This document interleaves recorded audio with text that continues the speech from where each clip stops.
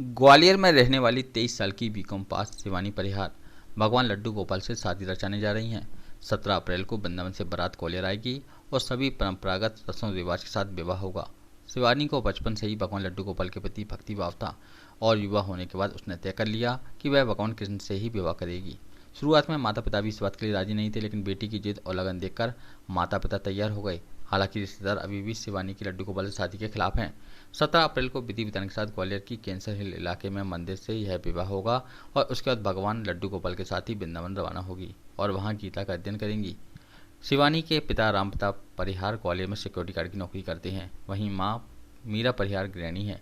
इनकी 2 बेटियां हैं। बड़ी बेटी की शादी हो चुकी है। शिवानी का कहना है कि जीवन का अंतिम लक्ष्य मोक्ष होता है और वह इसी के लिए लड्डू गोपाल से विवाह रचाकर भक्ति में जीवन बिताना चाहती हैं। परिवार के लोग भी अब शिवानी की इस फैसले से खुश हैं। शिवानी, किस तरह से आपके मन में किसके प्रति विचार आया और किस तरह से क्या पूरा रहा है? विचार इनके लिए भक्ति भाव का बचपन से रहा है और लड्डू गोपाल जी की सेवा मैंने शुरू से की है, शुरू से भक्ति की है बचपन से ही।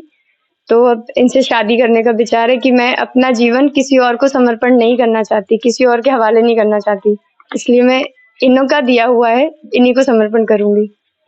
लोगों ने विरोधाभास भी किए होंगे सामाजिक परंपराओं से, इतर आपकी जो है ये भावना है इसको लेकर। हाँ, किए हैं, सभी लोग कर रहे हैं। कई लोग गलत भी बोल रहे हैं, कई लोग अच्छा भी बोल रहे हैं। और गलत तो खैर बोलने से कोई फर्क पड़ता नहीं है, बस कभी कभी थोड़ा सा मन दुख जाता है कि अपने खुद के परिवार के लोग इतना गलत सोच सकते हैं हमारे बारे में। आगे जीवन का क्या लक्ष्य है आपका? आगे जीवन का एक ही लक्ष्य है कि माता पिता की और अपने ठाकुर जी की सेवा करनी है। बस थोड़ा सा ज्ञान अर्जित करना है, थोड़ा वृंदावन जाके पढ़ाई करेंगे भागवतम के ऊपर कि जितना हो सके इनके बारे में जाने, इनकी कितनी और अच्छे से सेवा कर सकते हैं ये जानना है। फिर उसके बाद मैं यही माता पिता के पास रह के इनकी और माता पिता की सेवा करूंगी। बेटी विदा होगी। हाँ। लेकिन अब जो है भगवान कृष्ण के साथ विदा होगी, किस तरह का क्या भाव आता है? और भाव तो वही है जो बेटी विदा होके जाती, क्योंकि अब उनके चरणों में जा रही तो मुझे कोई वो नहीं है। अच्छा, बहुत खुशी हो रही है कि परमात्मा के लिए तो कोई भी नहीं करता, उनके लिए करो वही सबसे बड़ा है संसार में। और तुम एक दुनिया के लिए करते, क्या करके कुछ नहीं मिलता उसमें, और प्रभु के चरणों में जाएंगे तो वो सबसे बड़ी अच्छी बात है। लोगों ने विरोधाभास भी किए होंगे। हाँ, लोग कोई नहीं, परिवार के ही थोड़े नहीं, क्योंकि उनको ये लगता है ये क्या कर रहे हैं, समाज क्या कहेगा।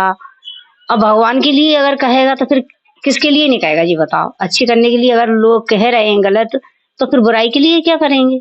इसलिए अच्छा कर रहे हैं तो हमें कोई परवाह